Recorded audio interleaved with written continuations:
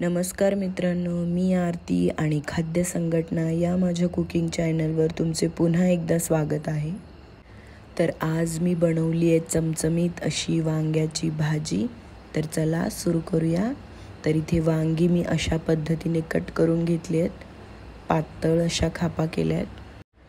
कढई ठेवली आहे तापायला, तेल घालूयात। तेल तापल्यावर कढीपत्त्याची पानं घालते 5-6 आणि कांदा अशा पद्धतीने चिरून घेतलाय मी। छान परतवून घ्यायचा आहे तेलात।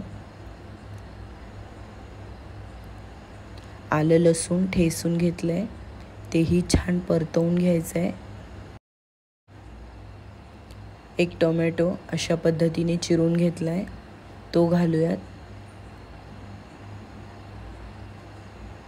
पाव चमचा हळद, काश्मीरी लाल मिर्च पावडर, लाल तिखट तुमच्या आवडीनुसार तिखट घाला, धनेपूड। छान परतवून घ्यायचं हे। आता आपण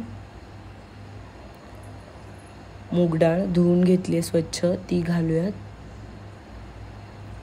परतून घ्यायचं आहे तेलात छान।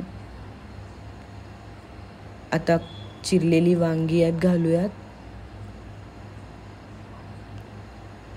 अगदी साध्या सोप्या पद्धतीने ही वांग्याची भाजी तयार होते। नक्की ट्राय करून पहा। थोडंसं पाणी घालायचं आहे, जास्त नाही घालायचं आहे। वाफेवर शिजवून घ्यायचे आहेत वांगी आपल्याला।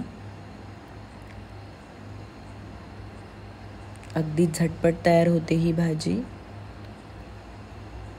चवीनुसार मीठ घालूयात